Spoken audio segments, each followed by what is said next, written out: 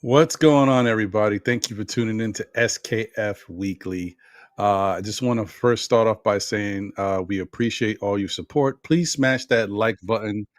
And if you haven't already subscribed, please subscribe. You know we're on the road to 5K, and every subscriber helps. So thank you once again for all your help. Now, that being said, it's been a tough time, guys, because we got a lot of expectations, and unfortunately, things haven't necessarily worked out the way we assumed they'd be in this early part of the season. It's only been 9 games, but the next game will be our 10th, and the Knicks are 4-5, and it hasn't looked the way most people would think it would be. So it is what it is, guys. But hey, that's not all doom and gloom. There's some really good things to take out of these first 9 games. Or is there? We'll talk about it. Stay tuned. Let's go.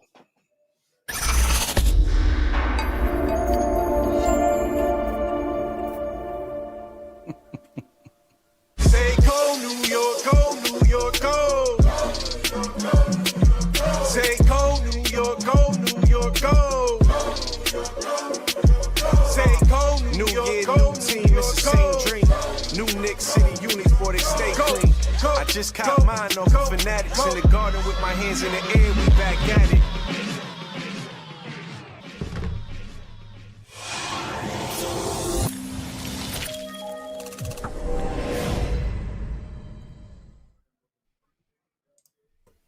What's going on, everybody? You see it. We back. SKF Weekly's in the building. Pew, pew, pew, pew, pew, pew, pew, pew, pew, pew. We here. This is me doing this for the first time all night. Shout out to everybody. Thank y'all for being here. You see it. I'm your man, Ron. That's my brother, John. And we got the one and only Mr. Dexter Henry in the building. Let's go. Clap it up, clap it up, clap it up, clap it up, clap it up. Yes, sir. Yes, What's Dexter. going on? What's happening, brother? How you doing? I'm doing good, man. I'm doing good. Like I was telling you guys before, it's nice. Things have slowed down a bit in New York sports. It was busy through the months of September and October, but now the focus is on basketball, which I like. I like this time of year. We get to talk a lot more Knicks. Knicks take center stage. It's a good time. So, not too cold yet. Holidays coming up, but it's good vibes. I'm doing well. A little tired, but I'm doing well. I'm glad to hear I'm it. definitely loving November right now. Yeah. Hey, it's feeling nice out there. Yet. Some 70-degree days. I'll take it as long as it lasts. I'll take Yeah, it. I celebrated my birthday by the poolside. I was about to say. I was like, it ain't that one. That's nice though. That's nice. We needed some cold November rain. Oh, sorry. But we actually need some rain. It, I don't know about we cold. do. We need some rain. Yeah. Hey, what's up, everybody? Hope you guys are doing great out there. Thank you guys for tuning in, for being patient with us. Sorry for the late start, but we had to get everything going, and we're here now. Shout out to everybody in the chat. Let me just give you guys a quick shout out real quick before we get into the rest of the show. Salute to Andios NYK. Please support him on Instagram. Andios in the building. Salute. We got Crimes Dad in the building. Salute to you, a member of the SKF Army. Salute. David Smith is in the building, another member of the SKF Army. What's going on? Corey Lee is here. Salute, Corey. Appreciate you, my brother, and thank you for the text. We also got L. Damn it in the building. Let's go, L. Appreciate you. Thank you for being here. Craig is here. Salute, Craig. We got, let me see here. What's that name? What am I tripping? Prezi the boss is in the building. What's going on, Prezi? Good to see you. Sherwin is here. Thank you, and have a good night to you as well. And also, Cully's in the building. What up, Cully? Thanks everybody who is tuned in and watching, and please continue to support us in what we do. Now, with that being said, shout out to Ala Wise. I see you. And Mega's in the building. What up, Mega? This week started off, we had a Monday game, but since we were on Monday, we're not going to really talk about that. We kind of covered it and did a play-by-play while it was happening. So forget the Monday game. But the next game that happened on the docket was the Atlanta Hawks. So, John, Your thoughts on the Atlanta Hawks game with Mr. Rayford Trey Young? And let me just say this right off the bat before we even get anywhere else. For those who may be new, who haven't watched Still Nick fans, you know I love to troll the troll. And Trey Young, whatever you want to call him, no. His real name is Rayford, okay? It's Rayford Trey Young. So that's how we're going to refer to him here. So, John? Well, needless to say, it was a disappointing game for our Knicks. We were,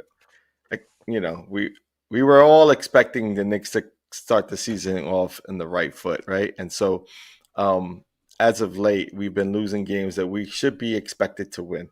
And that's the most disappointing part of it all. And the game against Atlanta Hawks was no different. They are an athletic team right now. They're a young team, an athletic team. But I think for the most part, we sort of didn't play up to our standards. In my opinion, there was a lot of missed opportunities coming down the stretch. We were winning, and had an opportunity to close it out, and unfortunately, we did not. A lack of rebounding was a key factor in that, and that's where we stand right now. And it was an unfortunate loss, and so I'm gonna leave it there for right now, because I think we're gonna look at some highlights and showcase a little bit what's going on. Yeah. Shout out to Taryn Mosley in the building and King Imbert. Well, I want to get over to Dex and get his thoughts on Atlanta and how that whole thing went down for us. But we definitely do have some highlights to take a look at as well, to kind of showcase a little bit of the offense and the defense. So, Dex, your thoughts on the whole Atlanta game?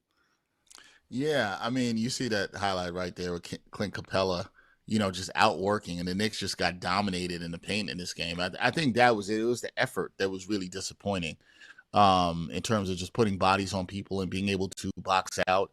That was really disappointing from the Knicks. They got outworked in the paint. And listen, it's a young athletic team that has good size, and that's gonna happen some nights. That you'll shoot badly. Other team could go crazy from three, like the Knicks saw on opening night. The thing you never want to see, I think, covering a team or rooting for a team is, you don't feel like they're giving the effort there. And I just thought the effort was poor in terms of boxing out in that one. The other thing is just defensive intensity in the paint. The Knicks allowed, we talk about the second chance points, they allowed, but the way that they just were able to score, Trey Young, who, if he doesn't shoot the three, he's really great at the floater. He's getting in the paint. Jalen Johnson was Richier was doing it as well too. So it was just no kind of resistance in the paint, and I think that also was disappointing. And then the last thing for me in that game, the Knicks offense was fine. I heard from, saw in other places on Twitter, Knicks fans after that game were complaining about the offense. It's not the offense. It was the defense in that game. And the last thing for me is they didn't take care of the ball. They had 17, I think it was 17 turnovers they had in that contest. So when you put all those things together, folks, you get dominated in the paint in terms of scoring. You're giving up second chance points, which means you're not finishing possessions. And then you're losing possessions and turning over the ball. That's a recipe for disaster. The Knicks shot the ball well enough to win, and they were up 5 with 2 and change to go in this game and just didn't execute down the stretch because they didn't do those little things. They didn't finish possessions. They got beat by the Hawks in fast break off of turnovers. This all happened in the last 2 minutes, and they end up losing the game. So listen, I understand for the Knicks fans, you don't like it. Trey Young is there saying he was happy to see the Knicks fans go home, and all that stuff. And, I'm sure when the Hawks come to the Garden, fans are going to give it to him, as they should. And, but that was one where I think that was the first, maybe, let me think about it in this season. Yeah, I think that was one where I didn't like the effort of the Knicks team watching it. That was one where I was like, the effort wasn't there, especially on defense, and especially in terms of being able to rebound the ball. Effort has to be better on that to win those kind of games. Agreed. Yeah. I mean, and that's one of those things, guys. Like we want to point the finger at different things, and each game is different. But bottom line is, in this particular game, this had nothing to do with the offense. Offensively, the Knicks put up 116 points. You shot 48, almost 49% from the field. You shot around 46% from three. You shot 80% from the free throw line. You should win the game if you do that. So but unfortunately, effort had a lot to do with it. And there might be some other issues that go along with Tom Thibodeau's defense with this New York Knicks team that we're going to discuss. But that's pretty much what took place in the Atlanta game. And it just stinks because, Rayford is not going to let us live it down. He got to say something. Not to mention the rook scored like 20 in the first quarter or first half, right? Wasn't he? Oh, man, he Ricochet lit went us off up. Ricochet in the got first busy half? on us, yo. Ricochet, I was like, yeah. is his name Ricochet or Ricochet? Because we couldn't, Ricochet. it was all over the place. We couldn't stop this dude. And it didn't matter who we had on him, right? We had Mikel on him, we had OG, we mixed it up with Hart, and he still wasn't lighting us up. I mean, the good thing about that is, he's a high draft pick, and you like to see the high draft pick actually look like a high draft pick. He looked like it against us, so. But not against the rest of the league. He's only exactly, like as usual, as usual. It's crazy. And I don't want to hear people, step it up when they play the Knicks, because this was in Atlanta. It wasn't even in the Garden. Like, right. Well, I mean, that's like rotations. That Atlanta is like, a home away from home. Yeah, no doubt. But come on, poor rotations. We're chasing the ball. It's like it's not a good look. Yeah. It definitely wasn't a good representation of what I believe this New York Knicks team is about and what they will become going forward. But got to give us some time. These are the growing pains. So that being said, and this is kind of one of those, like we talked about it prior to the game.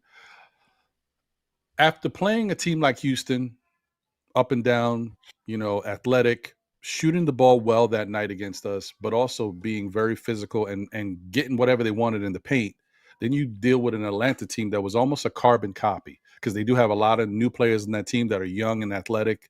And we basically saw the same thing. I had a feeling that going into the Milwaukee game, it was going to be different because Milwaukee's a little slow plotting, older people, not as athletic. And I thought the Knicks would have a good chance to win the game. Now, I didn't think we were going to come out the way we came out, but we definitely showed and proved against Milwaukee. Knicks wound up beating Milwaukee 116-94. It was a very good, solid game for this New York Knicks team. My only caveat that I took away from this game is I said, I love what I saw. There was a lot of great things to point to, but I need to see it again against the teams that gave us problems. Like, this is a different type of team. So I love this, but I need to see it against one of them young athletic teams to see where we're at. So we didn't have a chance to do that with Milwaukee, but it was really good to see what they did. What you think about the Milwaukee game, John? This is sort of the game that I'm expecting to see, the type of effort and the type of camaraderie I'm expecting from this Knicks team. And so when I don't see it in the game against Atlanta, it was surprising to me, because this is what we've all been projecting. It's been a team that's gonna bring the effort on the defensive side, but also figure out ways to get each other involved on the offensive side. And that's what we've seen. We've seen really good basketball, really good play. Again, granted, it's against a slower paced team in the Bucks. And I think Cat enjoys the matchup against a slow-footed Lopez. And you can see him dominate there. But also against Dame Lillard, there isn't, much that he can offer that is going to be something substantial enough to take them over the top. They need a third guy there on that team, and they're sort of missing that right now. So the Bucks is sort of not exactly the Bucks of old, but two-headed monster isn't going to beat a team like we have, especially on the defensive side. So less athletic, and the Knicks, I like the way we used Mikel in that game, and I think it's important that the coaching staff and Tibbs start focusing his energy in that direction as well, because we need that third scorer. We need that guy who can really gel and get his own shot off. We can't be so reliant on Jalen Brunson. Yeah, no, I agree. What's your thoughts on that matchup, Dex? How'd you see it? Yeah, I think watching that game, the thing that was most impressive to me, like I said, I'm not, worried about the offense with this team. The offense is still going to be a work in progress. It's fine though where they are. The Knicks are in the top 5 in the offense in the NBA. So when fans are complaining about the offense, I'm like, what are you watching right now? Like they're fine, and I don't even think they've played the best offense, right? Like I don't even think they've done that, and they're top 5 in the NBA, which tells you that's why you don't have to worry about it. The defense was for me in this game. The intensity was there from the start, hustling from loose balls. OG Anunoby was tremendous in this game. Tremendous in this game in terms of he was everywhere, getting in the passing lanes. When he went out, I think it was in the second quarter, you saw that the Bucks got a little bit back into the game. But with his defense was so important, I thought he was great in this game. The intensity was just there from the start. Now, I'm with you, Ron, on this. You kind of take it, I don't want to say with a grain of salt, but you're like, this is a team that's older. The Bucks are a bit of a mess right now. They had lost some close games, but I think the Knicks responded well with intensity that I liked in that. And it's like, okay, can you sustain that on defense? I think what also helps the Knicks is the Bucks are another team themselves that they were able to attack that plays drop coverage with Brook Lopez. And Brook Lopez had nothing for Cat. That was one of the things offensively I was impressed with. Cat was just blown by him catching the ball. He had to respect the three. He had nothing for him. And look, the Bucks are a team that has size. They're playing Giannis, they're playing Brook Lopez. So the Knicks against a team that'll slide, granted, less athletic. I'm with you guys on this.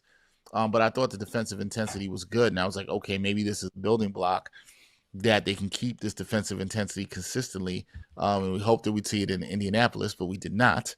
And we'll get to that. But yeah, I think my big takeaway was the defense in that game. Another takeaway, I have in that game. I think there's been some talk about Jalen Brunson and how he's adjusting to this new starting lineup. And I talked with Ian Begley on my show, New York Got Game, about this week. And, we both agree that he's fine. I think something Jalen Brunson should get credit for is there's been some games where his shot hasn't been falling, but he has been finding guys. We saw that early in the game against Miami. And he's still finding guys, and his assist to turnover ratio was really good. So he's actually realizing, like, if he doesn't have it, he's still able to get other guys involved, and he's still being a little bit more of a floor general, even though that's not really his game. I think shows you the greatness of him and the versatility they could do. I actually think that bodes well for the Knicks offense long run, that when there's nights where he doesn't have it, and this is why I'm not worried about the offense, he's able to find other guys and adjust in different ways and impact winning. So Jalen Brunson's a winner. I am not worried about him. Has he shot the ball great to start the season? No, but I'm not worried about him. He's the least of my worries on this team. But yeah, the defense for me was a big takeaway in Milwaukee. I thought they bounced back. They had much better effort. But to your point, Ron, you need to see it against other teams, especially younger teams that could push the pace, like Indiana, which I know we're going to get to. Mm-hmm.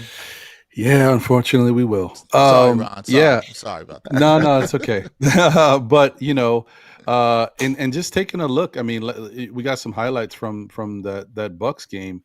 The Knicks, like, we looked good, man. We were cooking. The Garden was rocking. Cat was catting. It looked nice, man. Like what Dexter was saying, he was getting what he wanted against Brook. He was taking him inside and outside. The three was water. Like this is what you paid for when you bring in a guy like Cat. Like this is what's advertised, and you just hope that they can bottle this. And use it for every game, but it's not as easy. The NBA is a beast, and every night could be a different night. It doesn't matter what team it is. I like the fact that nice little play here, Tyler Kolek with the up and under. It's a little sweet little action there. It was nice to see him get a little burn in the game. Deuce from the corner for three. Yeah, I mean, like, this is when the Knicks are playing like this. Everybody's like, man, watch out. This is what we thought the team was going to be. But like I said, you got to kind of temper your enthusiasm because of the fact of not only are you playing, that's the caveat, not only are you playing the Bucks, who are a slow team, an older team, non-athletic, as John was saying, but we also playing a team that's reeling. Like the Bucks is going through it. They're like in their own tornado.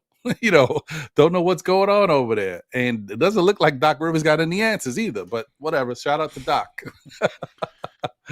But yeah, I mean, it was a nice victory, and I don't want to put too much rain on the Knicks parade, but I want to be able to see them play like this against a team that is similar to what we've had issues with. Cue the Indiana Pacers. Mm-hmm. And unfortunately, I did not think, and this is why you can't, especially early in the season, you can't take any of these games for granted. We played Indiana, we handled Indiana, and a lot of people, not a lot of people, but some people got a little too high on the victory. And it's not like the Knicks did come out and they played well, and Indiana was stifled, right, by what the Knicks were doing. But you also got like 0 points from Halliburton. Like, what? When? Ever? Like, you knew something wasn't right. So, and it's as much as I would say the same thing for our team. If we go out and Jalen Brunson has like 5 points, I'm like, come on, man. I ain't giving no other team credit for that. You did good, but Jalen wasn't hitting if he had 5 points. So I got to look at it the same way with Halliburton. They had some issues that night. They just wasn't ready. And we took care of them. But last night they were ready. So it is what it is. And once again, in fairness, as much as I'm a Knicks fan who doesn't like to make excuses for our team or hear excuses about other teams, maybe there is some truth to the fact that a lot of people were saying in Indiana's camp, fans of Indiana, that if we had Ben Mathurin, things could have been even different. And Ben Mathurin looks like he's a baller. So I want to give them credit because Ben is doing the damn thing. So shout out to him. But yeah, John, Indiana, man. 132, 121, brother. Right there. It's right there. 132. Right there. That all I have to say is that fourth quarter, man. That fourth quarter and the end of that game was something I do not like seeing. It's the lack of just what's the right word? It's discipline. The lack of discipline when it comes to the rotation and how you rotate between, your shooters and between pick and roll and the option to take on the point guard or the passer, right? It's like it's mind-boggling because we have good defensive wings, and again, it speaks volume to. And I think that you may have pointed this out when Cat gets stuck in that pick and roll, his slow feet, right? And it's like it just takes us all off kilt when it comes to like what your rotation is, because now it becomes a 2-on-1, and then you're rotating and you're behind the ball and you're not where you need to be, and you're sort of chasing people off the line instead of, making them attack, the paint. And so a lot of open looks in that last quarter. And that to me was the end of the game for us. Yeah. That was, I think what was disappointing in that game for the Knicks fan too is, they go up 10 in the third, right? And, it looked good. The Knicks ball movement was really good, and the defense even looked good at times in the third. And then it was just no. And you got to give the Pacers credit; they moved the ball well. They made the Knicks work. But their ball movement was good, and they hit a lot of threes. And that's the other thing. And I know this came up a little early in the season. The math problem for the Knicks, how many threes they're able to get up and how much they're able to hit. It wasn't, to me, the Knicks not shooting threes. I think they've been, since their first 3 games, they've been getting up more threes, really since that Pacers game at the Garden. They've been getting up more threes. But I think that some of the game where they don't hit a lot of threes and the team hits a bunch, that's going to hurt them. And the Pacers went crazy from 3. And there was some stuff where it was like, man, there was some really good shots, some tough shots that the Pacers hit. There were others where it was like guys weren't closing out. And they got to figure out the 1-5 pick and roll defense. Cat's got to get better in it and more familiar in Tip's system.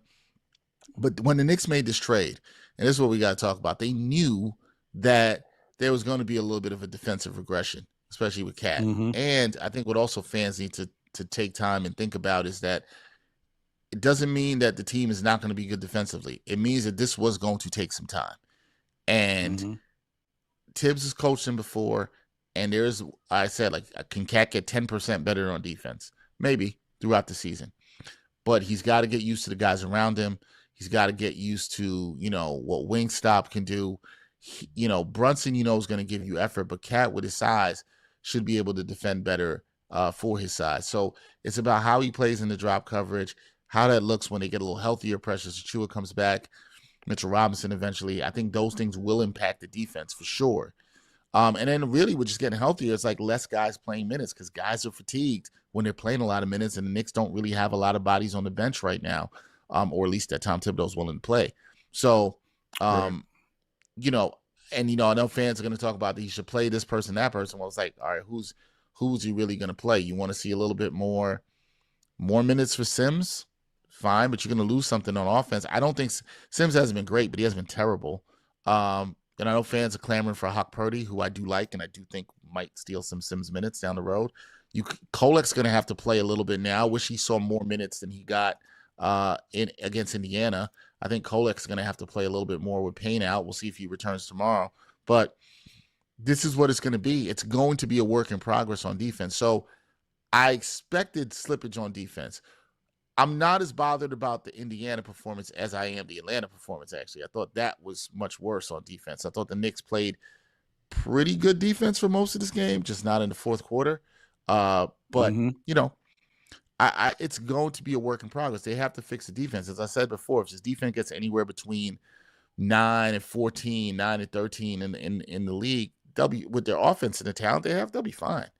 But they got to get better. They can't just be below average or middle of the pack. They got to be a little bit better than that, I think, to keep themselves as championship contenders. But yeah, it did not look good in the fourth quarter to see a team raining all those threes on you. It's not a good look, but it's one, they got to get better at. One thing I think fans should take, and the last thing, I'm sorry I'm being long on this. One thing I think fans should take from this year is that this team has shown, and this is what I believe in when you look at this team, it's the leadership of Jalen Brunson. They have a bad game. You saw what happened opening night. It was a bad game. Boston 3-party. They went wild. The Knicks bounced back the next game. I think this team is going to have some – I thought they were going to have some up and downs through the first 10 games. It was a tough schedule. They were going to play a lot of quality teams, 7 of the 10 teams are playoff teams. And so this is a new team with 3 new people in the starting lineup. There's going to be some adjustment. I think for fans who think they were going to come out and go 8-2, I don't know why. Like I say this, you did. I mean, why? Well, you know what? All right, John, I'm gonna let you cook on that. Why did you think they're going to be 8-2 out the gate? Why did you think so? I think part of it was outside of Bridges, everyone else had played with Tibbs before, right? Like even OG had half a season, or less, maybe less than that, maybe 30 games, right? I would say maybe 40 games, 30, 40 games with him. He understands the system. He played well within the system. Cat came knowing the system, played with Tibbs in the past. So I didn't think that he would have that much of a struggle defensively, at least understanding the schemes. And then the rest of the starting squad, I think, I didn't expect them to go 8-2. That's an exaggeration, but something around like 7-3, right now 6-4. Right now we're the opposite of that, and so I didn't think we were going to start under 500 in the first 10 games. So to me, it's a bit disappointing. It is what it is, though. We're here. So yeah, I mean, it's 9 games. I thought they'd be a little better. If you would have asked me, gun to my head, what I thought in 9 games, I probably would have said 6-3. Right? I'm gonna be honest. If they were 5-4, what's crazy? I'm gonna take out the Pacers game, the second one, because they just went crazy in the fourth. Take out the Boston game, right? And you say that those still would have gone the same way they lost. Everything else was winnable, right? It was clearly winnable, right? Am I forgetting something here? I mean, to kill Detroit, there's not another game. Houston game, the Houston game. The Houston game was the one that. Even that, they were in it to the fourth, right? And they were fighting back, though. That was the problem. They were fighting back in that game, right? They were fighting all the way back, right? They just couldn't get over the hump in that one. But they still had a shot. And right, there is an argument they could be 6-3. Like, there's a legit argument for that. But the margins are thin in sports, right? The margins are thin in terms of execution and doing what you have to do. I just don't think. I think this team's too talented. The way I'm not worried about this team personally. Will I say my level of concern about the defense on a scale of 1 to 10? I'd say 5. Right now, they look bad tomorrow against Philly. Joel Embiid starts cooking them, off of I guess a fresh knee, or we'll see how fresh it is. I think the Knicks are going to test him as they should. Cat's going to test him. If I'm the Knicks, I'm starting off that game tomorrow. 1-5 pick and roll. Cat go to work because I want to see what he's got. But I will get to that. But I think, John, defense. I think offense sometimes for you guys playing that to your point that have played a little bit in the system, and there's very high skill level players like Brunson and Cat. I'm not surprised that the offense is ahead of the defense. Is I guess what I'm saying. Defense is a lot of familiarity, a lot of communication. It's effort, and that's why I question effort in the Atlanta game. And I think that's going to take a little bit more time. Cat's played in the system.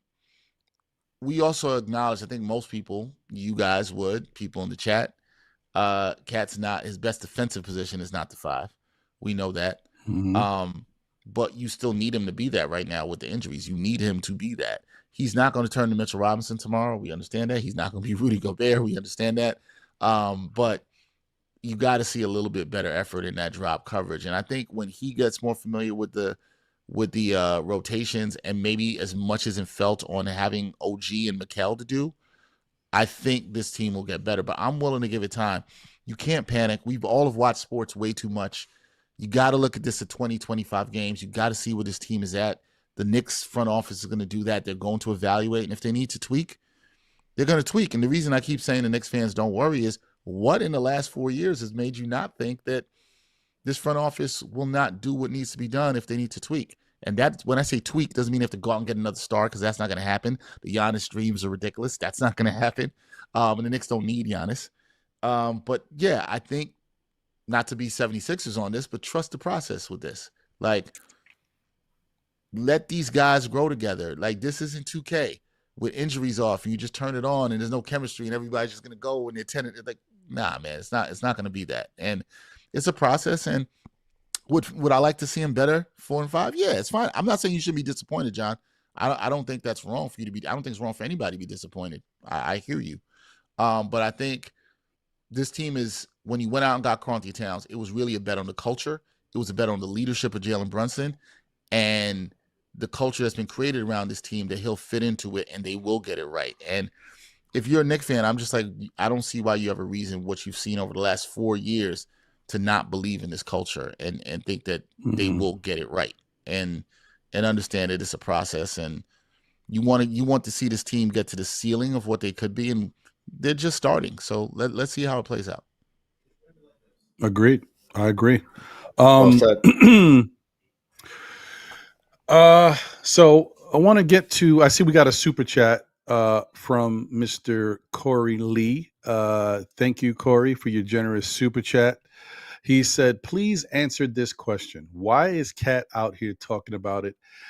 It's an energy thing. I'm sure James Dolan can bring a truck full of Red or Rockstar energy drinks to help these guys. Like, what is going on? Is basically what he's trying to say. Like, energy should not be, the excuse for what's going on with this team. From the players' perspective, from fans, yes, we can see these guys are playing a lot of minutes, and the rotation is very slim. I mean, he's condensed it from a 9-man to an 8-man, and in some cases, he's really rocking 7. Like, because the 8th man is only playing maybe 1 to 5 minutes. Like, this is, I will say that we're going to talk about it a little deeper, but Tibbs probably needs to figure out a way to slow down. And I'm only saying this now because I'm one of those people that I don't like to make a big deal. We're only 9 games in, 10 games in, whatever it is, and the guys are playing some good minutes. I get it. I'm not making a big deal about it. The reason why I'm making a bigger deal about it is because it's not effective, right? If Tibbs is doing this because he knows he's got some injuries, he's got to play his best, that's fine if we're winning. But if we're not winning and you playing guys a lot of minutes and they gassed, what's the point? It has to be effective for it to be a strategy that makes sense. But right now it doesn't look effective. So that's why I worry a little bit about it. I think that's fair. I think Mhm. I do think that's fair, Ron. And talked about it on New York Got Game this week with my guy Gerard Hector about the Knicks are dead last in 8th, 9th, and 10th man minutes in the league, right? So it shows you're not. Now, some of that is a product of injuries. Like, for full context, as you said, it is a product of injuries. But I'm wondering what you're wondering, Ron. When do you stretch and say, okay, you know what? I got to give Tyler Kolek a little bit more here. Can I get him to 12 to 15? What did Tyler Kolek play? 9 minutes, I believe, against the Pacers? In the Indiana game? In the Indiana game, right? No, No, two less No, than minutes. not that, even. bro. 2 He minutes. He played did 2 2 minutes. minutes. 2 minutes. Sorry, my bad. I confused my games there. He played 2 minutes, and Deuce I think played 26. He might have played 26. I think Sims might have had the 9. Sims had 9 minutes. My bad on that. Mm-hmm. Yeah, you gotta. I think your point when you talk about effective, Ron, you're thinking about what's the cost down the road of that, right? And I think that's a fair question. What's the cost of it? Like, it's not even just about keeping guys fresh. The value also is Tyler Kolek gets to learn, right? You learn by getting minutes out there.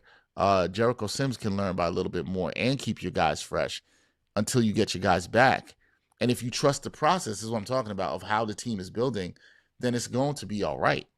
And I think this team will be fine when they get healthier. But look, Tibbs played 9 deep for most of last year, and I thought that was good. I wouldn't mind to see him go a little bit more and get a 10th man. They maybe even figure 5 or 7 minutes a game. I would like that. So, I think Tibbs gets killed a lot for playing a lot of minutes. He did go 9 deep last year. But look at the Pacers. I just want to contrast that. The Pacers last year were going 10, 11 deep, right? And they're at the top of the league in their 8th, 9th, and 10th in minutes in terms of the bench players playing. That helps guys stay fresh throughout the season. It also helps guys when injuries come, so that somebody needs to step in. They can, right? And so that part of it is where I think is a fair point, Ron. But what fans don't want to hear about? I'm sorry to the commenter who had the super chat. I'm sorry, I forgot your name. I understand why fans Corey don't Lee. hear about it.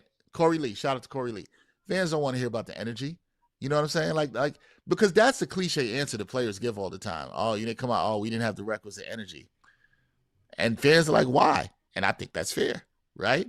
Look, if you go to I don't care whatever anybody does for work. I do for work. Anybody else who does for work. I can't show up and say I don't got energy. Some days you don't have it. I mean, but this is life and work. We show up, and I get it. Every day you're not going to be 100%. I get that. Nobody goes to work every day like, yeah, I get that. But it's either you produce or you don't, right? And sports is a results-based business. And if you're not finding the energy, then I think fans want to know. It's like, all right, what are you doing? That's why you're asking to keep bring the Red Bull or the rock stars up to the game. Like that's what it is. Right. So, if there's an energy problem, wonder if some of that is done with players maybe playing too many minutes. Fair question. That's all. Definitely. Yeah. That's a really good question. And the other thing too is like, I trust Tibbs. I was kind of, up and down when it comes to Tibbs in the past, but I was more on his side. And then as time went on, I got into my, I ain't rocking with Tibbs bag. I was like, get Tibbs up out of here. But then I said, you know what, maybe I'm not being fair. Let's see what this team does. Let's see what the front office does. And they gave him players that kind of fit more of what he was trying to do. But then more importantly, when he made the move back when we had Kemba and Cam and these people, when he decided I'm not playing these guys no more, I'm gonna go with my guys, and I'm gonna if I'm gonna go down, I'm gonna go down swinging. But I could respect that. But the thing about it is we had tangible results. We were winning. He turned it around. The defense was getting more intense. You could see it on the court. Right now, he's playing these guys 35 plus minutes. Some of them, some other. I see he's picked out who he wants to play more. If you notice, OGs might get a little bit more minutes, but McCall is the one he's been playing into the ground. So like I said, I don't have a problem with it because it's still early in the season. Maybe 20, 25 games from now, I would be like, I don't care if we win in, like, you need to calm down a little bit. But right now, we're not winning. And so if you playing these young squads are running up and down on us, and our guys are playing a bunch of minutes and we can't hang with them. We're not even being effective defensively. Look, McCall has never looked like McCall that we thought we were getting so far defensively. A lot of people are saying, see, Brooklyn fans are like, this is the McCall we told y'all about. Like, I don't want to hear that. So I would love for Tibbs to kind of just say, look, especially like know who your opponent is. Is Indiana a defensive stalwart all of a sudden? No, they're a good team. They have some good defensive players on the team, but for the most part, they're an average defensive team, if that. But offensively, they're incredible. Why wouldn't Tyler Kolek have a chance to play more minutes in this game against them? You want to say against Houston, they might pick him apart, or against like Cleveland. I get it. But Indiana, I'm just thinking Tibbs sometimes be overthinking himself. And I think he needs to understand that you have a team full of guys who aren't gelling quite yet. They're still trying to work on their chemistry. You got a new guy in Cat, in which some people question, his softness, which I don't think he's soft, but he's fighting to prove himself, and he's trying his best out there, to my point, which means he's going the extra effort, the extra mile. I saw somebody posted the other day a picture of Cat and how he was playing with the Knicks. Like, did he ever look like this with Minnesota? Of course he did, but they're seeing a bunch of it back to back. Like, he's fighting, like shooting the three, but he's getting to the lane. He's falling on the ground. He's getting up. He's doing it again. Like, next play, like he's giving effort. And then you want to have that type of effort and then expect the guy to play 30 plus minutes out there without getting proper rest. Like, then that's what this team is all kind of lining up to be. And I think that's an issue. We got other issues that we will talk about real quick. But the one thing I did want to say, to the point of fans getting a little too crazy and jumping off the cliff because this team hasn't had the record we expected in the first 9 games. Last year, the Knicks were 5-5-10. Right? And we finished with a 50-win season, the number 2 seed. It's early, guys. It is early. This year is one of the weirdest years so far.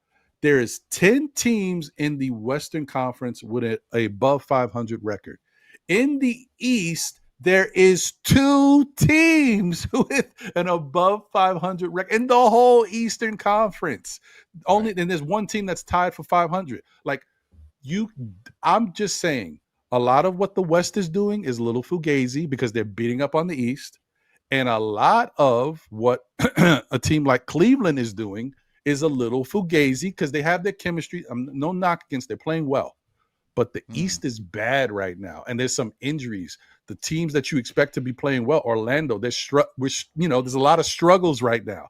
When guys get healthy, you get 15 games in, 20 games in, you start to see things start to happen. And then by 30 games in, the pretenders are out of here and the contenders start to show themselves. So just give it some time, guys. That's all I saw. I didn't want to go on a long rant, but I just wanted to put that out there. Like, give it some time. I love that you brought up last year. It was just last year they were 5-5, which is it's a great point, Ron. That's why you got to relax. We literally just saw this last year, and they could be 5-5 with a win tomorrow. So, and this is a more talented team, at least top heavy on the roster. Yeah, it's gonna be it can be all right. It's a long season. I agree. Yes. And the in-play-in tournament starts soon. Oh yes, Wednesday the play-in tournament starts, y'all. Yeah. So let's get it going. Yeah. Let's not waste no time.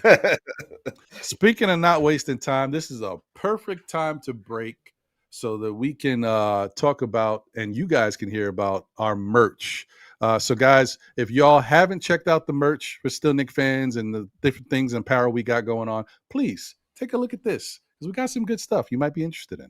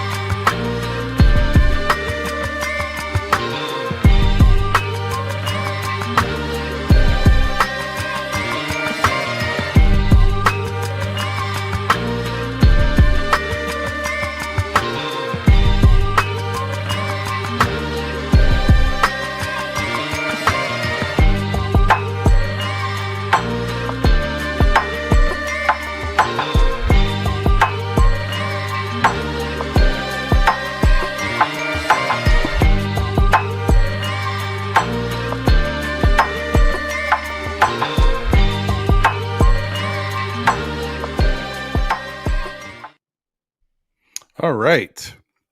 So thank you guys as always for being here and supporting everything we do. You know, all Still Nick fans content, and always being in our corner and helping us with whatever we got going on, whether it be subscribing, liking, or supporting us, getting yourself some merch, whatever it may be. Thank you guys. Shout out to the chat once again. We got a bunch of people that have joined in. Phil Porto. What's up, Phil? We got Keith What's up, Turner in the Phil? building. Mega, I think I said what's up to Mega before. Appreciate you, Mega. Jay, the chosen one, is here. There's a bunch of people that have joined. Can't get to everybody, but just want to show a little love to our East Blue Drew. Thank you guys for being here. JT Riddick in the building. The coolest 718 is here.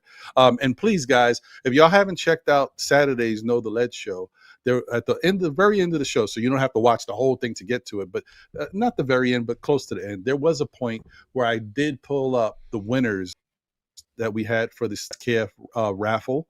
The winners were Kerry Cox, D Coolest, the Kingdom Group, as well as Coach Malpica. See it.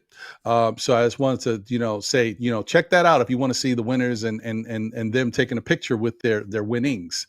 So please, continue to support us, and we'll have more of those type of raffles and things going forward.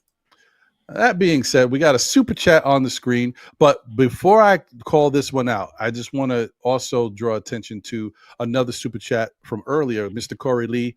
Thank you for your super chat when you corrected yourself and put Red Bull or Rockstar. I knew where you was going, brother. I appreciate you.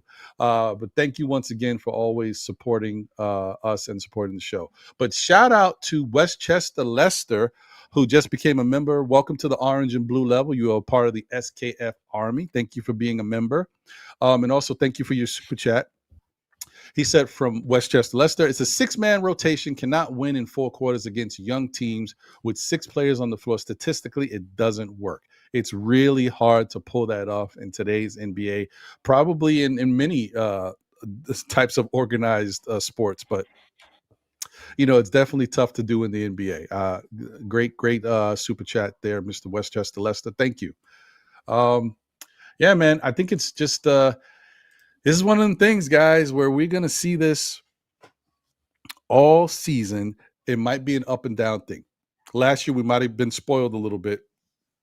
Nick started to figure out and get some consistency and continuity. And I'm not saying we can't get that this year, but we might resemble the Knicks team from 2 years ago. The little Jekyll and Hyde, up and down. Like, we might go on streaks, losing streaks, winning streaks. Who knows? But in the end, once they start to gel, and they will gel, I think we will be very happy with the final product. So here's my question that I want to ask you guys.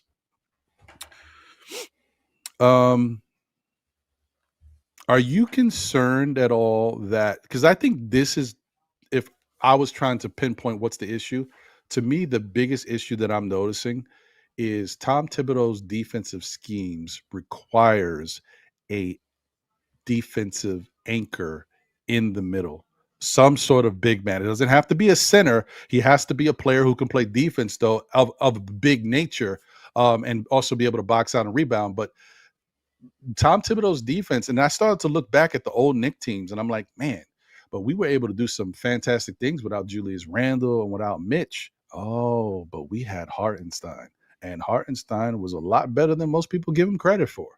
So that matters.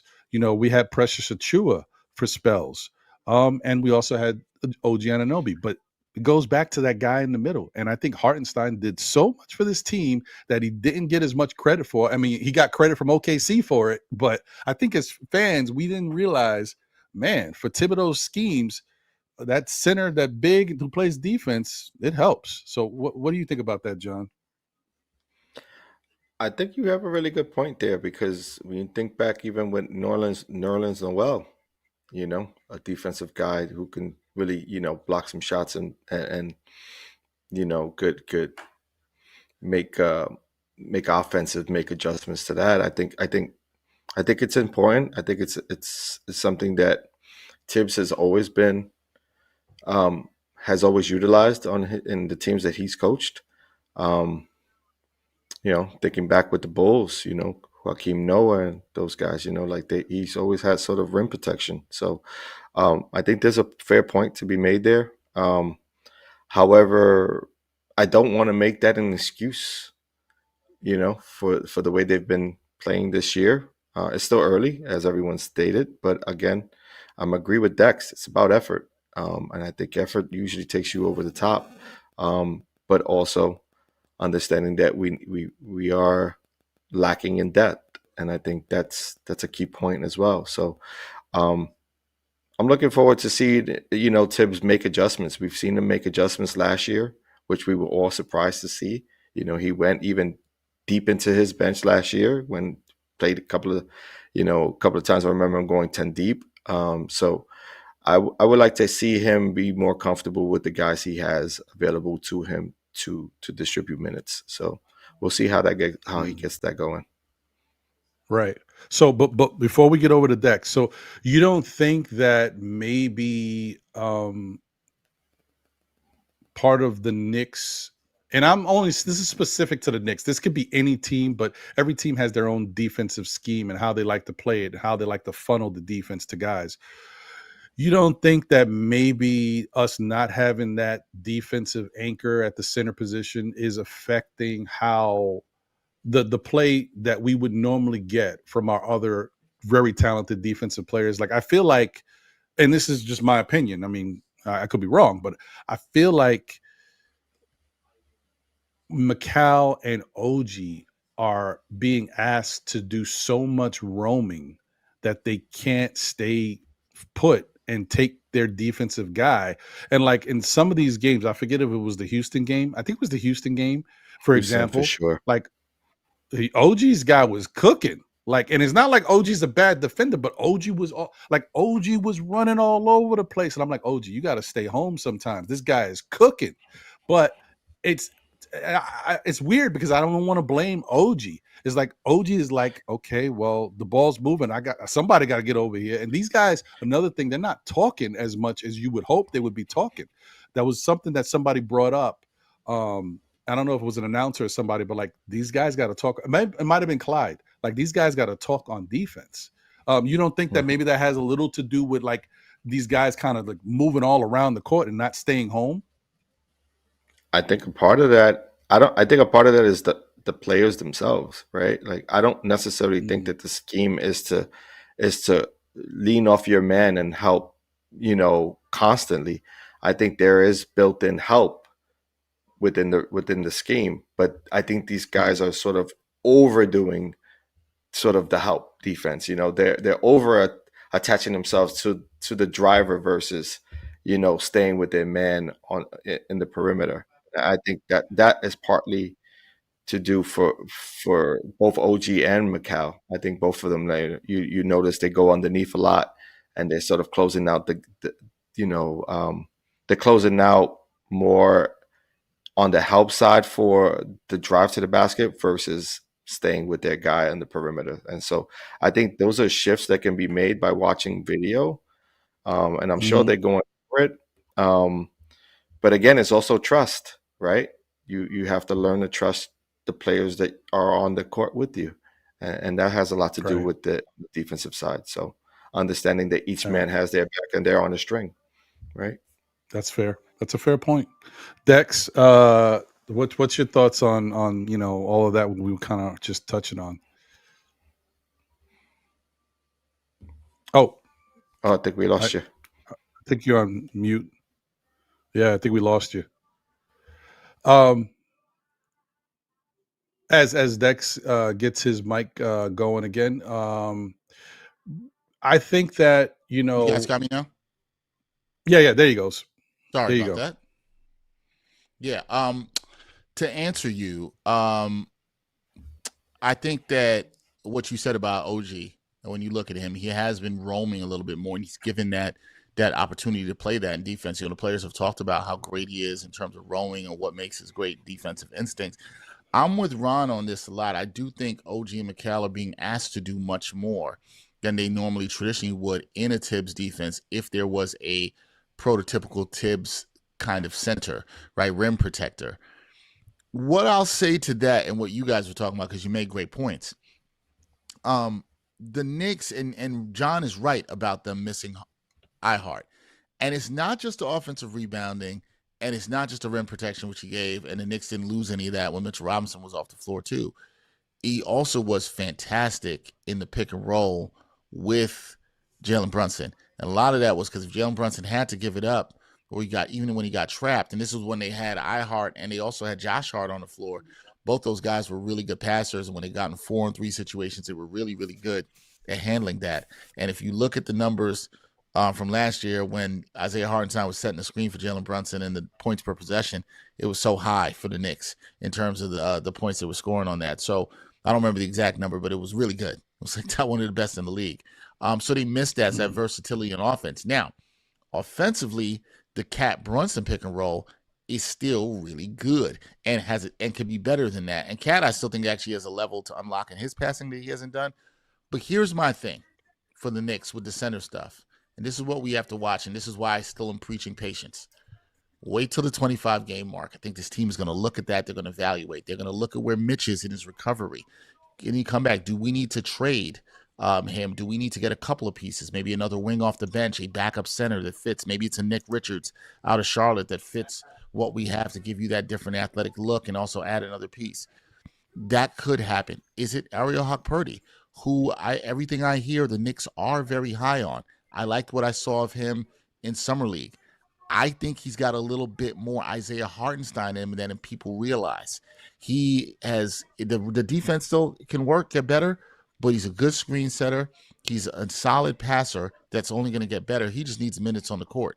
And I hope that comes for him. And I think you already saw that. I think it was very, very interesting that Tibbs put him in that game against Cleveland in particular. That was very interesting to me. Why did he put him in that game against Cleveland? Two other bigs. I think he wanted to see what he has there. And Hawk-Purdy didn't look bad. I mean, he had that jam that should have been a dunk that the refs took away from him that should have been a dunk. But I think that's what I'm saying. Be patient. I don't think Cat's going to turn into this overnight rim protector. That's not going to happen. But I do think the Knicks will try to give themselves the versatility to address that if need be. And I think a lot of that is going to have to do with where's Mitchell Robinson at the end of December? How's he looking to come back? Because at some point, this is where I think fans may agree with me that are impatient on this. Is like when you get to that 25, 30-game mark, you might not have time to waste, right? And you've got enough of a sample size. You've seen what this team is, and now you're like, okay, this is what we need to tweak. This is what we need to do. But I think they will address that. They're not going to go – if it looks bad, I don't say bad, but if it looks like they're still struggling or mediocre and you can see that the defense is the problem, the rim protection is a problem, they're gonna try to adjust and help that. And it might be, I don't know, it could be a lineup change, it could be a trade, but I do think they'll do something. But I think one of the first keys is like, all right, man, you got to get the depth. Shout out to the person who said in the super chat, can't win with 6 rotation players. Absolutely right, can't happen. So you got to see what happens with the depth. I do think that's my biggest concern with this team, how they're playing in drop coverage, how they're going to defend and protect the rim. Is there an improvement from Cat on that?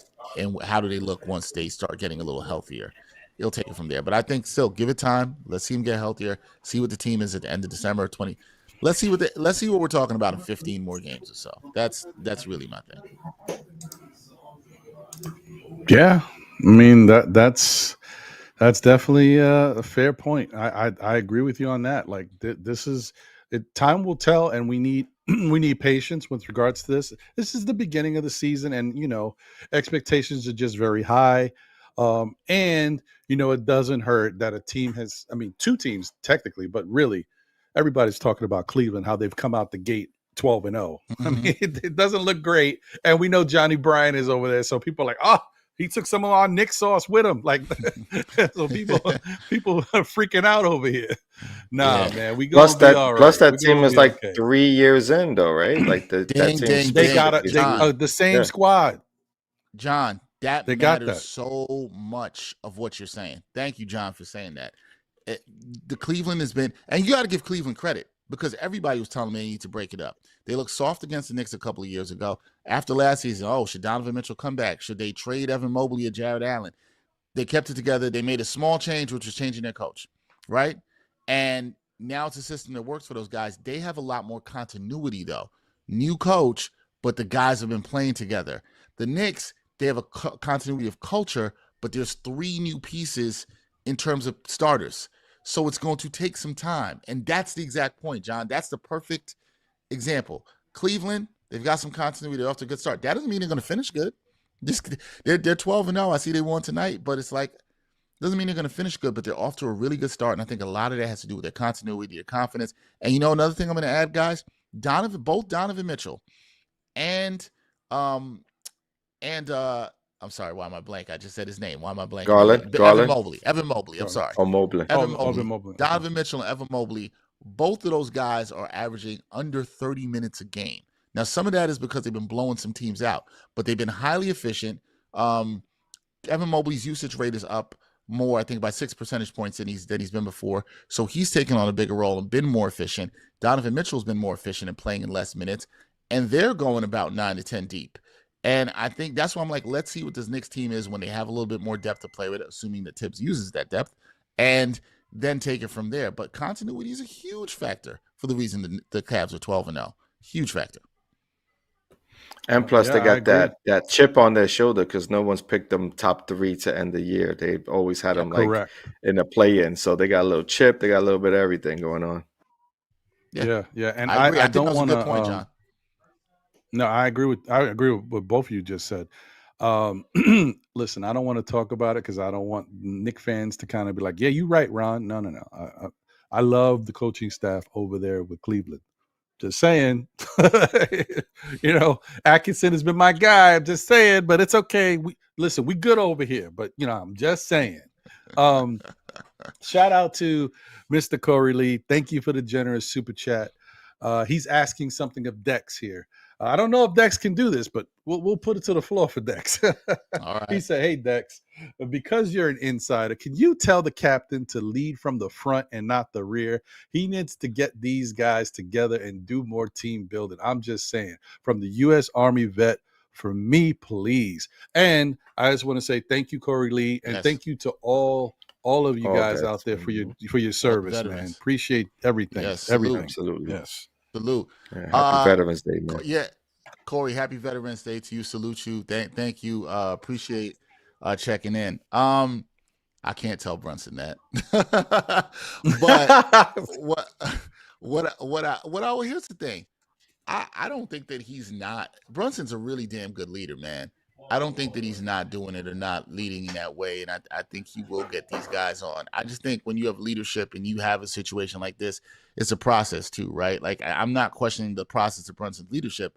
What I'm just saying is that, guys that are coming in, the Knicks culture is strong. Him, Josh Hart, guys are going to get on board and understand. They understand what time it is. I'm not really worried about that, and I think Brunson has these guys out. I don't know how much they're doing off the court, in terms of the team building, and that stuff does matter. So I'm not poo-pooing that, Corey Lee, just to be clear.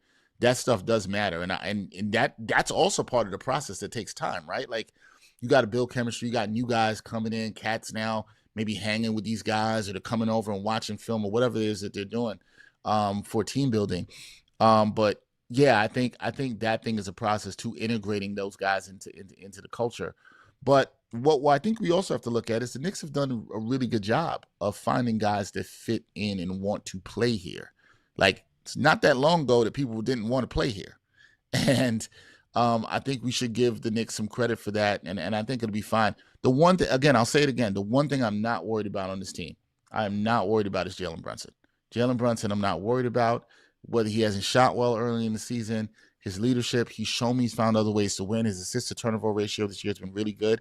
He's probably done some of the best floor general work I've seen in his career this season. Offense is more than just shooting and field goal percentage. It's about how you impact the game and winning. And so the shot's not falling. That to me is leadership too. Hey, I don't have it. I know I'm used to. He does have to play a little bit differently, and Jalen doesn't have to play as much hero ball as he did in the past because he's got more talent around him, and I do think that's an adjustment for him. But I like the slow progress and what we've seen of that adjustment. The Miami game is one that stands out to me. He started off that game 1 for 7, wasn't shooting, and he made that concerted effort. I think that was after the Cleveland game, right, guys? Cleveland and Miami. Yeah, that's how it was. And he made a concerted effort. He talked about it after that game. Hey, it's on me. Cat had only hit 8 shots in the previous game. I got to get him more involved. He did. And he wasn't hitting his shot, but he was finding other guys and then stuck with it. And then he hit some big shots in that second half. So that to me is a great example of leadership by him. And I think that he's going to be fine. And I really feel like Knicks fans, I just want to say it to you, I feel like that's the biggest reason you should believe in this team. If you believe in the captain, you should believe in this team. Brunson gives me the kind of qualities. He's not going to let this team be bad. He's not going to. There's no way. I just don't see it. I don't see it. That maybe say a lot of. I think of him as an athlete and a leader, but that is what I feel. There's very few athletes that come along like that and can do that in New York. I think he's one of those guys, and I think that's a real reason Knicks fans shouldn't panic because number 11 is there, and I don't think he's gonna. The ship won't be sinking with him. Let's just put it like that. The ship won't be sinking like it. It's gonna be no Michael Ray Richardson here. Okay, like that's not going down. So yeah, I think his leadership is fine, and I think you'll hear more about it, Corey Lee, like stuff he's doing off the court, and as the insiders, the real insiders, beat reporters, Ian Begley, Stephen Bondi, my guys, those kind of guys get deeper into that. I think you'll hear more about those things. And usually those stories come out when people are winning because they're more willing to talk about it. So right. Yeah, I think you will. But good question. But I'm not gonna run up on Jalen Brunson and be like, "Yo, come on, Cap, you gotta do some more team building with the guys." I'm not gonna question him on that because he's gonna be like, "What do you know about leading a basketball team?" And I'm gonna be like, "Nothing." Hey, it was a nice try, Corey. Hey, you gotta shoot your shot, man. Appreciate you. I respect Corey shooting the shot. There you go. I just want to say real quick, thank you once again to everybody who's tuned in. We are chopping it up here with the great Dexter Henry. He's starting to become like, the hardest working man in media, man. He's everywhere doing all types of stuff. So I appreciate him even making the time to be with us. And please smash that like button for the show. I mean, if you haven't already done so. Before we get out of here, I just had 2 quick questions that I wanted to get out and get you guys' quick opinion about. One being that of the bright lights of the big city. Is Cat ready to handle the bright lights of the big city? What's your thoughts on that, John? How do you feel? Like, do you feel like he is right for the job, or can it be, a situation where he might start to feel a little bit of the pressure and be a little overwhelmed? I think he's going to be able to play in New York. I think he has a skill level. He's shown it in the, just so far. I think where the pressure really comes is if we start to falter and we start to fall out of playoff contention. I don't think that's going to be the case this year, but if that were to happen, I think that's when you'll start to see a little bit of the struggle with the media. Necessarily, Twitter will be extremely loud if that were the case, and I think the noise will peak in. But until that happens, I think he will handle New York just fine. I think he's also a proven player in the NBA. There's something to be said with his accolades and what he brings. He's definitely an all-star, could potentially a superstar too type player. I just think that it's too early to tell whether or not, it's going to have an effect on him. But I would say that I'm leaning more so that he's going to be able to handle the pressures that New York has to bring. Okay. I like it. What's your thoughts, Dexter? I think thus far I've liked how Cat's played for the most part offensively. I think he's played with a tenacity. I think he's played with a focus, particularly in the games he plays at the Garden. He's come out with really good energy. I mean, outside of the Cleveland game, he's been pretty good, really good. I think he's happy to be back in the area. I really get that sense. I've only been in the locker room once this year, and I got that sense with him too. There was just a calm with him about that. But as it comes to handling the pressure in New York, I think that's really going to come down for him in the playoffs. Like, he could have a bunch of big moments here in the regular season. I think he will. He's already had quite a few. But it's really going to come down to playoffs. And for me, it's not even going to be offensively.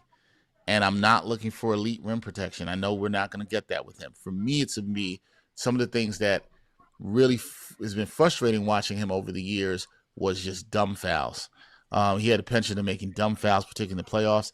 However, we should give this man a lot of credit. He played really, really, really good in the series against Denver last year that Minnesota won. Even sometimes when he was guarding Jokic, I was really impressed with the defense there. So I've seen him do it. That's the thing. And like, yes, does it help that, Jaden McDaniels on that team, Rudy Gobert? Yeah, absolutely. But Cat was on a team that was number one in defense. He wasn't killing them. So it tells you if he's put in the right position with the talent around him to succeed, he can be part of a good defense. And I think that should give Knicks fans encouragement. But I think for him, in terms of handling the pressure, the real pressure comes in the playoffs. That's when this team is going to be scrutinized the highest. That's when people are expecting them. I think for a lot of people this year with the Knicks, is conference finals or bust. I don't think those expectations are unfair with this team. I know some people will say championship. I say conference finals, at least for them. Could they get to NBA finals? Absolutely. But Cat's going to have a big say on if the Knicks are there or not. He's shown that he's a clear number 2 offensive talent. Some nights he's been playing like a number 1 and looking really good. I don't really care if he's the 1 or 2.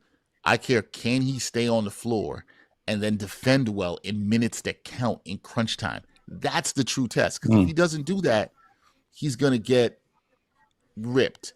Even if he shoots great. He can shoot great in a playoff game, but if he makes stupid fouls and then he's not on the floor when they need him, well, what does it matter? I think that's the thing. Do I think he can handle it? Time will tell. Do I think he's comfortable being at home right now, today? Yes. But it is also November 12th, and it is not the postseason. And so we will see how things are in the spring. We'll see that. Right. Great answer. I agree. I think that's that. And I think that's why you asked the questions. Why I asked the question, should I say, yes. Because you want to know, how people view Cat currently in the Knicks uniform. Like, it's only been 9 games, but you know what? This is going to get really good at some points, and it could get a lot worse. So don't think you've seen it all, Knicks fans, because it could get a lot worse throughout the season, depending. There might be a little lull where you're like, man, this team is great. They've been playing phenomenal. We lose 3 games. You're like, they stink. What happened? Like, let's pray that that's not the case. I'm knocking on wood all over the place, bro. Like, I don't want to see that. I'm looking at the next 3 games as a win streak, and you talk about it could go the opposite way. I'm just saying, I could see us running off some good victories. Like, I think we're going to be streaky. It could be streaky both ways, but as long as you handle your business and its streaks are positive more than negative, we'll be good. So, we'll see. We'll see. Yes, L says, leave meow meow alone. Facts. Facts. We're going with that. We're going with that nickname? Meow meow? Well, I mean, I think it's because of the fact that, when he first came here, I mean, I always thought he was meow meow mix because, he just, he just was like that. But now Cat is starting to get his growl on. Like, he's no longer just a cat. He's getting that dog in him. So I'm gonna give Cat the credit he deserves. Cat has shown that he ain't soft. Cat has shown that he plays with intensity. He plays with some ferocity. So I'm going to say Cat is on the way to some dog type games. I ain't dog, but he's got some dog in him. So shout out to him. He ain't soft though. I'm gonna take that out of the equation. He's not a soft player. I agree with that. Yeah. Before we continue, crazy. And I get to my last question. I know.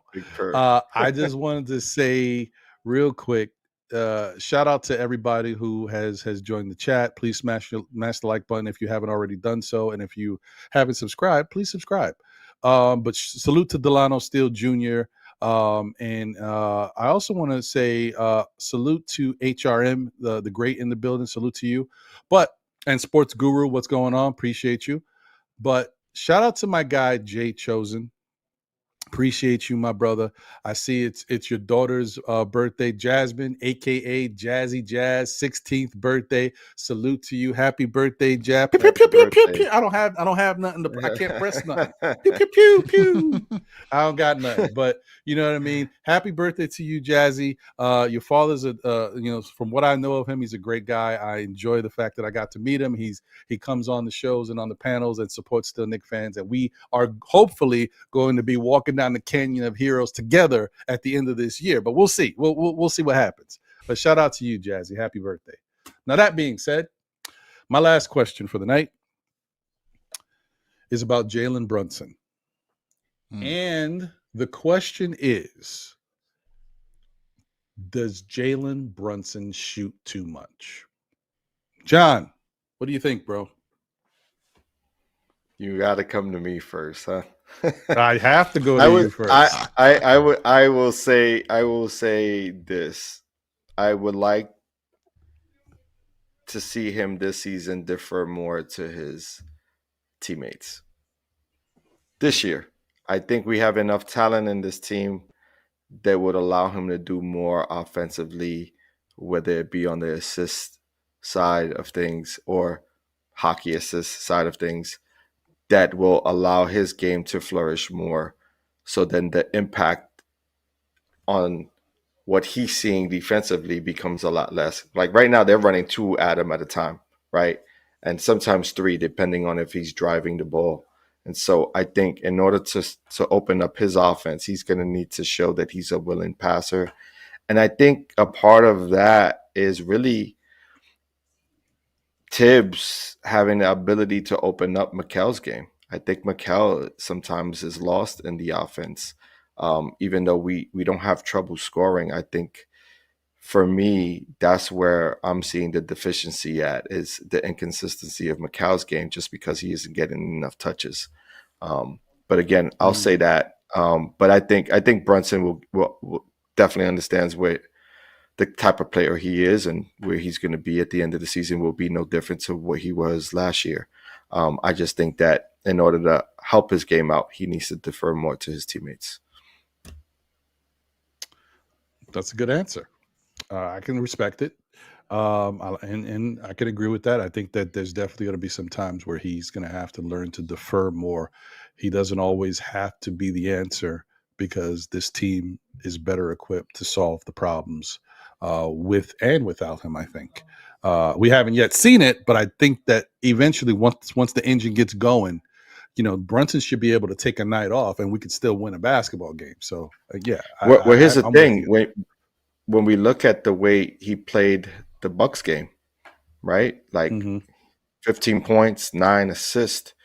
He probably had way more assists than that if they haven't, like Josh Hart didn't shoot the ball and sort of did the secondary pass, right? There was some hockey assists mixed in there, yeah. There were, right. And so that's what I mean. Like a game like that still gives you a quality all-star appearance, right? Like I think he would he will challenge others if he were to, go that route. Because I don't see him shooting it so poorly throughout the year. I think that percentage is going to get a lot better throughout the season. So, and then also playing Tibbs. If Tibbs can figure out a way to play him off ball more than having him be the primary ball handler, and not necessarily with Deuce on the floor, but I would say allow Mikel to bring up the rock and work off of Mikel. I mean, we've seen how Brunson can play off ball when he played with Luka. Yeah, I mean that's a good point. That's a good point. Dex, what's your thoughts on Brunson? Does he shoot too much, or maybe he shoots just enough? It's funny. I was looking at the numbers while John was talking, and I was like, I felt like some of the games that John just brought up, like Milwaukee, the Miami game I brought up before, I thought he played really well with an offense, even when he didn't have it. The Milwaukee game was interesting. In that game, he was 0-5 from downtown. He was 6 of 9 from the field out if you take those threes away. So he was really efficient. He just missed all his threes. But I looked at it, and he's only shooting 18.9 field goal attempts per game. Okay, that's down from 21.4 that he shot last year. So he's shooting less, which I actually expected with the talent he has on his team right now. I'm fine with about 18 shots a game from him with the ball in his hands. What I might like to see, it's not the shooting I think that bothers me as much. There are some times I think in the offense, from what I've seen, is he could move the ball a little quicker. Now in that Milwaukee game, as John just mentioned, he was doing that. And some of that didn't lead to direct assists, but he had the hockey assists. And I thought that's a good sign of trusting the offense, trusting your teammates. I think it's, like I said before, it's an adjustment for Jalen. He does not have to play hero ball as much anymore. he's playing with a different five. He's used to playing in pick and rolls with a five that necessarily was going to, roll, not pop. Now he's got a difference with Cat, and that should give him a couple of easy assists a game. So I think he's fine in terms of what he's shooting. I just think it's a process with Jalen Brunson. He shot the ball much better the last 3 games. So I'm not as worried. I think the shooting is trending in the right direction. I think the amount of shot attempts are fine. I think just maybe getting into the offense a little bit early, or maybe what you're kind of concerned about, Ron, in those situations, what happens when the game is tight late? Because he's used to last year with the team they had, or the last 2 years, it's like, okay, the game's tight late, the ball's going to be in my hand. What I think he's got to learn, and this is where familiarity comes, is like, okay, I don't need to do that anymore when the game is late. We can run this offense. We can get other guys involved. I think all this stuff is going to come with time, but I like the way Jalen Brunson's actually been trending in the last week, even though the Knicks had a rough week last week, going 1-3. I think the way he's playing is trending in the right direction. Right. I agree with that. I think that the other little thing with Jalen Brunson is I think he's still, like, every year it's something new, right? And I think he has to learn as well. Like, he was used to playing behind Luka and deferring, and then he comes to the Knicks situation, and now he's got to be more aggressive. And then as he continued to be more aggressive, we started to win more and more basketball games. And then it was all about, well, how does this work with Julius Randle? And I think they had to learn how to play off of each other. And I think he is also trying to figure out how to acclimate his game to Cat. I talked about it on the Saturday show. With Julius can go get it. Like, you don't got to do nothing for Julius, but Cat needs your help. Like, Cat needs the pass from someone.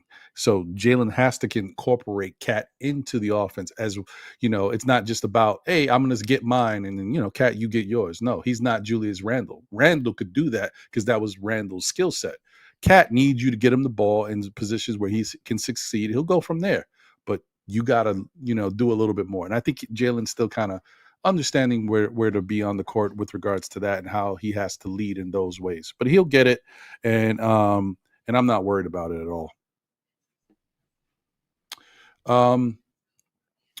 But before we get out of here, one last thing, guys, and this is just because someone brought it up in the chat. I personally don't care about this as much. I know it's new and people are making a big deal about it, but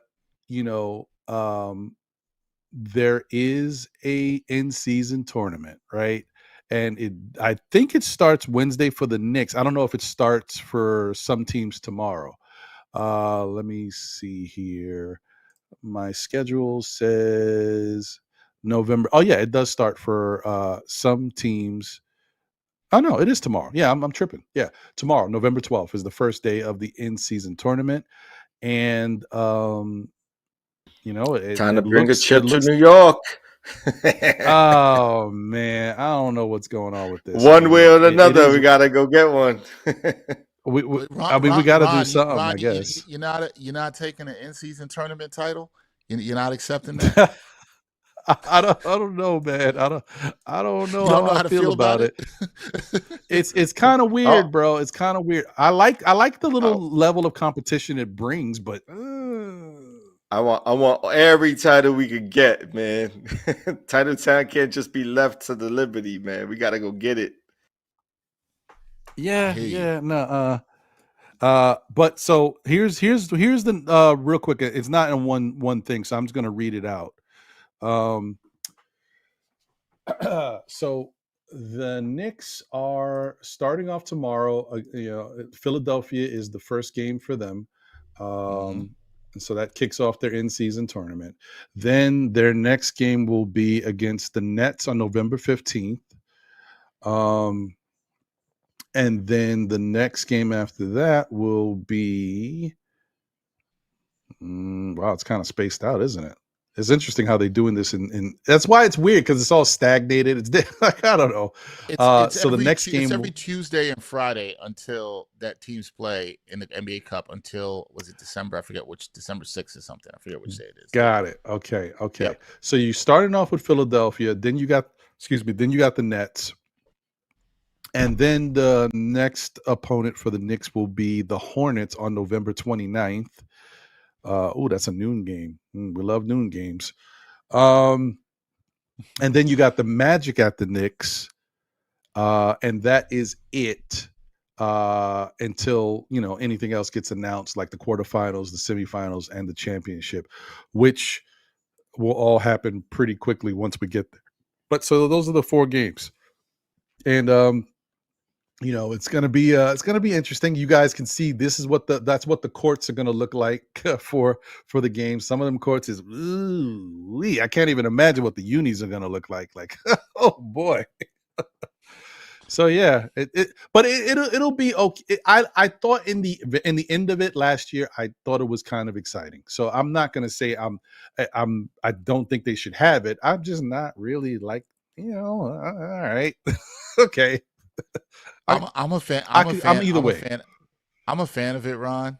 I like it. I also am a big fan of EPL soccer, European soccer. So I'm used to these in-season tournaments. So it doesn't okay. It's not really. I like having something else to play for. I thought the only thing I had last year going to it was, if the players cared about it, then people will. And the players did play hard. They did care about it. They did care about, the score, the point differential, and they played hard. And I think it was fun and something different. And I think the thing that works for me, it doesn't take away from the season. They're not playing any more games. I think the players already played too many games. That's a whole nother story. But yeah, I do like it. If the Knicks, listen, here's the thing. If the Knicks win NBA in-season tournament, NBA Cup, there will be no parade down the Canyon of Heroes. Let's just be clear, folks. There will not be a parade down the Canyon of Heroes. There's gonna be a parade, though. even if it's right outside of Madison Square Garden, there will be a parade. You know what? I feel you on that. Yeah, people will find their own way to celebrate. And shout out to you, Knicks fans. I see that. Yes. But I know I can tell you who's not going to be there. Ron. Ron's not going to be there for that. Ron's going to be there. I'm going to pull him outside. I am going to drag him with me. You ain't gonna have me out there with dudes who like, oh, the rat. Aren't you happy you came to the Knicks? I don't want to hear all that for no in-season tournament championship. I don't want to hear that. I'm cool. We all right. No, I'm good. Hey, if LA had it good, right? LA was excited to win. Yeah, why can't we be? And it's like a curse ever since LA won the end season.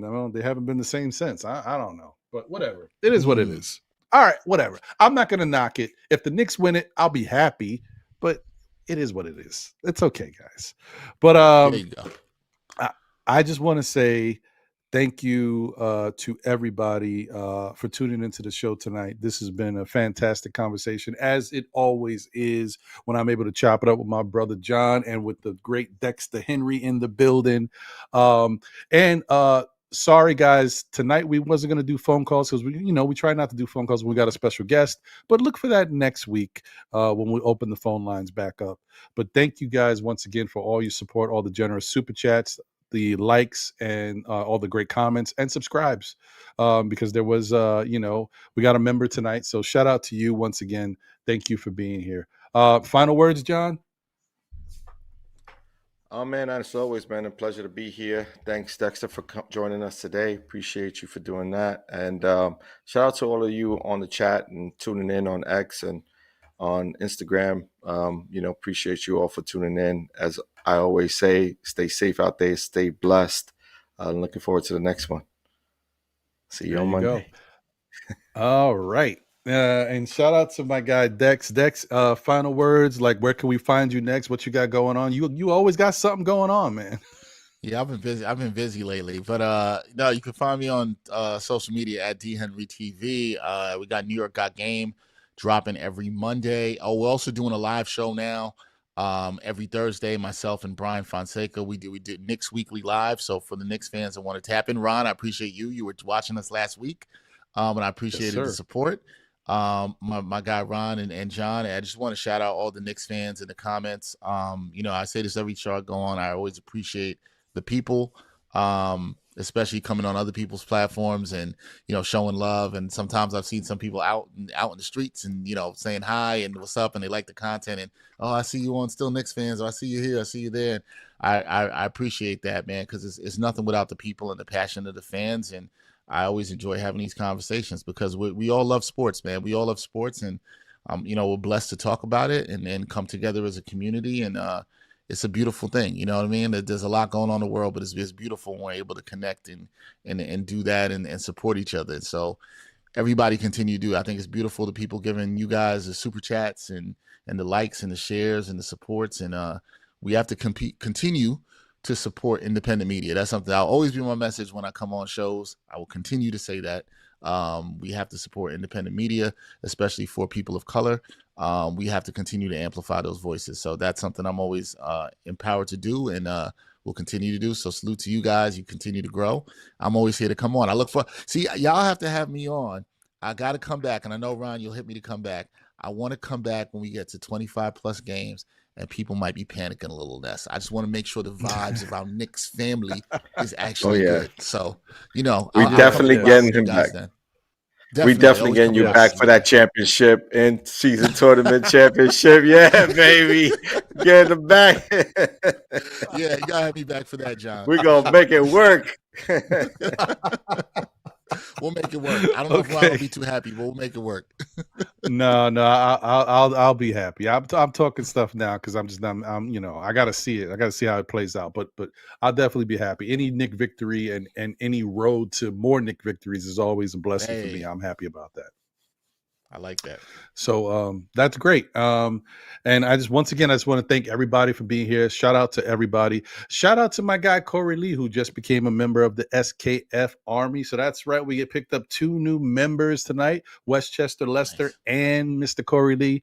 Thank you, who is a part of the 718 Boys. Queens Get the Money. Shout out to you and my brother Boulevard, who's also a member. They are a part of the Blarins Tears team over there with my guy Uncle Freezy. So salute to you as always, Corey. Thank you so much. But it's here, guys. We have come to the end of the show. You know what I mean? And as I always say, tell a friend who tells a friend who tells another friend. Still Knick fans, we'll be back again, whether it be on Monday nights at 9-ish for SKF Weekly. With my guy, my brother John, and my brother Jose on the 1s and 2s, holding us down.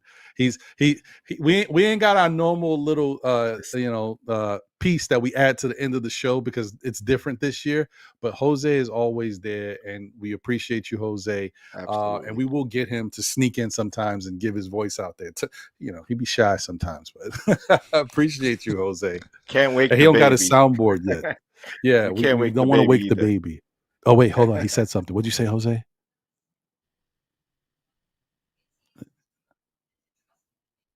There you go. There you go. Newborn baby. There you go. Yeah. Appreciate you, Jose.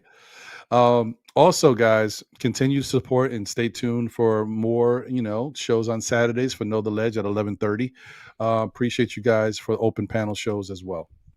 So, listen, no matter what we talked about today, no matter what I talk about next Saturday or what we're going to talk about next Monday, throughout in-season tournaments and the rest of these games, the ups, the downs, the highs, the lows, we are still Knick fans. That's right, baby. We out of here. Peace out. One yourself. New York Knicks. First. Go Knicks. We can finally, start playing, man. So much talk this whole summer. It's felt like so long because we've had so much to talk about. At times it's been kind of slow, but we've been talking, right? But we've actually had a really good off season for this New York Knicks team, and it's been very active. There's been a lot of stuff going on.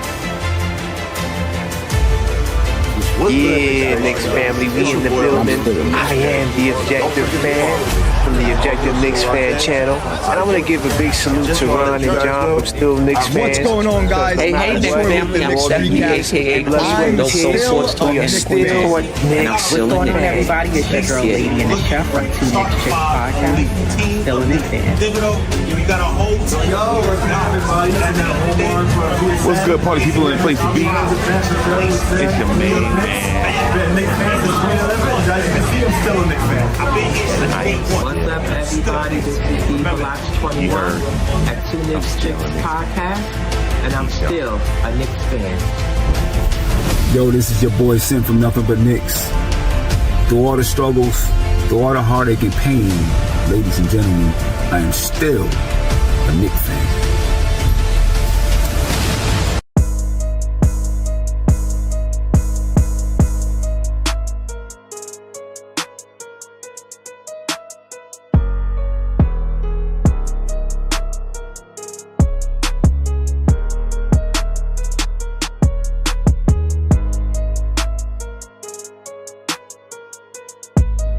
Peace, y'all. This is Apollo Reed from the Garden Knicks crew.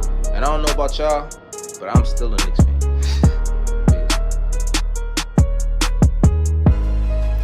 I'm still here. We're still here. Still Knicks fans. It's a fandom. It's a lifestyle.